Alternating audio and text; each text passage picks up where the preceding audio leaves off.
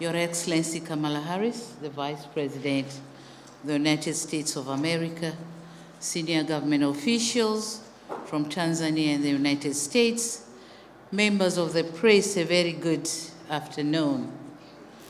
Today, Tanzania has made another historic milestone with two female leaders, the Vice President and the meeting here at the State House in Dar es Salaam.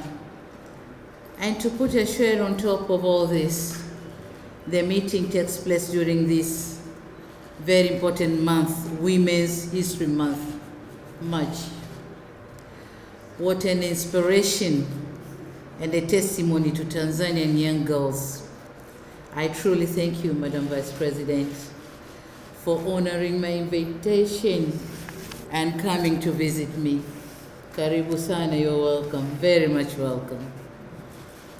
Madam Vice President and dear sister, I thank you for accepting, as I said, my invitation and putting Tanzania, placing Tanzania among the priority countries to your visit in Africa. It is also demonstration of a country's desire to invigorate its relation with Africa. A very important move and something we have always sought to pursue. Your visit speaks volumes of our existing bilateral relations in various fields of occupation. High-level visits by our various officials have continued to cement further these relations. With your visit, I'm sure Tanzanians are now anxiously waiting for President Joe Biden's visit in Tanzania. And please kindly convey our greetings and our invitation that Tanzania is waiting to host him. It is truly a delight to host you here. Karibu sana. Welcome to Tanzania. I hope you know some few Swahili words. At least karibu, you know what karibu means. Yeah. Jambo, safari, all those Swahili words. I hope you know them. Yeah. Okay, great. Your Excellency, Madam Vice President, for over 6 decades, Tanzania has been a beneficiary of invaluable support from the United States of America. This support has greatly contributed to our national efforts to improve the lives and livelihoods of our people here.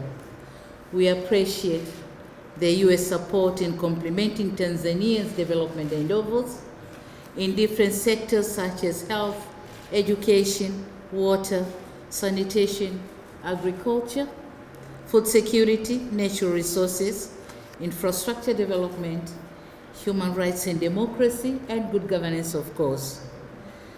For instance, in health sector, HIV and TB are no longer life-threatening to our people. HIV/AIDS infection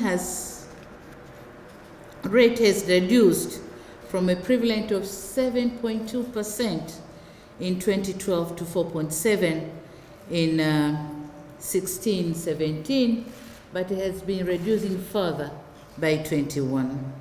The new TB infection have reduced from 306 people per thousand to 208 per thousand people. While pregnant women who are infected with HIV are now assured of giving birth and raising their child free from HIV infection. And these are all the efforts of PEPFAR. So thank you very much. Through your support, malaria deaths, which were unknown, have now been reduced from 7.7 million in 2015 to 3.5 million in 2021. So we have gone halfway, and I'm sure with more efforts we are going to reduce further.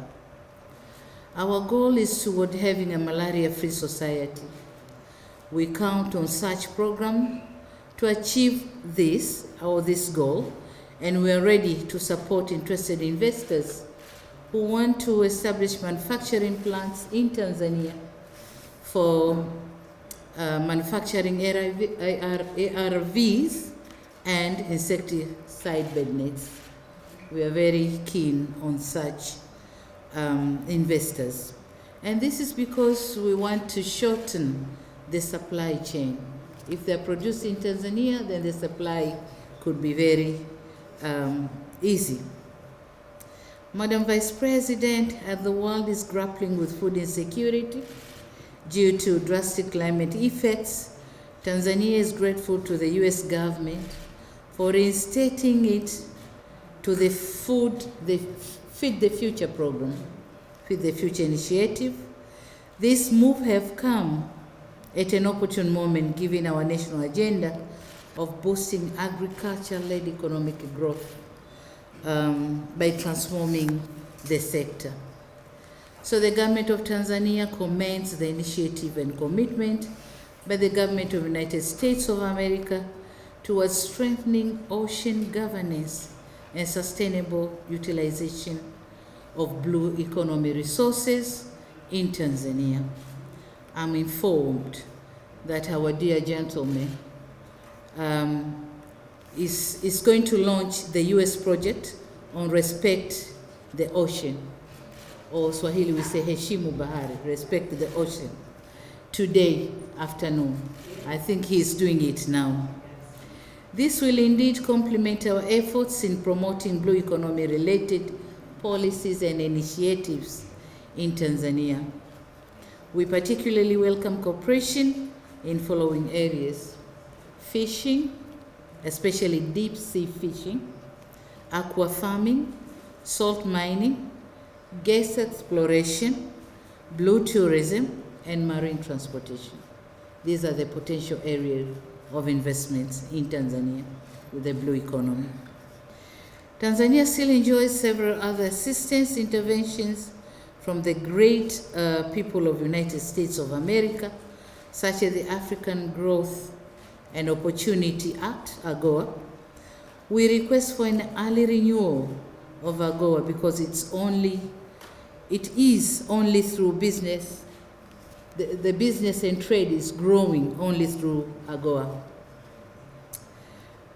And so we are requesting an extension of at least, we are aware that this program is going to terminate in 2025, but the African countries, Tanzania one of them, we are requesting for an extension of at least 10 years, so that the investors who are now investing in Tanzania, taking advantage of that market, have to be sure of the availability of the market. So if we go up to 2030, that will be great for us. Thank you so much.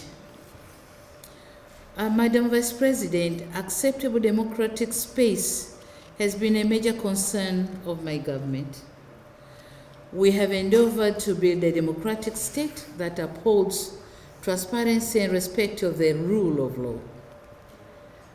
And in this connection, I'm grateful to the President Joe Biden for inviting me to participate in the Summit for Democracy in 2023, which I did virtually. This invitation sends a clear message that the fathers of democracy recognize our efforts in building a democratic nation. As an important partner in our pursuit for democracy and good governance, this recognition from the U.S. leadership means a lot to the government and the people of the United Republic of Tanzania.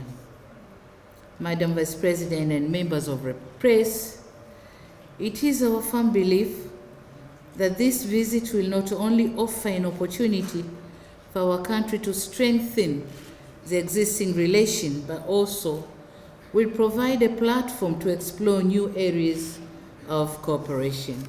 And I understand we have signed some of the memorandum of understanding. Have we signed already? Yes, some of the memorandum of understanding, and these include port cooperation, We have signed on commercial dialogue and information communication technology. We have also signed on information communication technology, commercial dialogue, and port cooperation, 3 of them, of which each one is having a lot in it. I think the technical teams are going to work on them, and we'll see how we start working on them after identification of the issues in the MOU. My most important request now is to ensure full implementation of those agreements. Madam Vice President, I take the liberty of assuring Tanzanian the commitment of the government of Tanzania in honoring those agreements. So I take the liberty of assuring on behalf of fellow Tanzanians. And last but not least, is the issue of visas to facilitate the movement of people, goods and services between our 2 countries. And in this respect, Tanzania welcomes the readiness of the government of the United States of America to review the existing visa status to enable the citizens of our 2 nations to benefit for a long duration visa. We believe under this arrangement, our 2 countries will register a significant increase in trade, tourism, and investment. And in conclusion, I take this opportunity to reaffirm Tanzania's commitment to further promoting our bilateral relation with the USA for mutual benefit of our 2 countries and people. Madam Vice President, thank you once again for visiting me and my country, and I look forward to fruitfully discussion together. Please, you may proceed.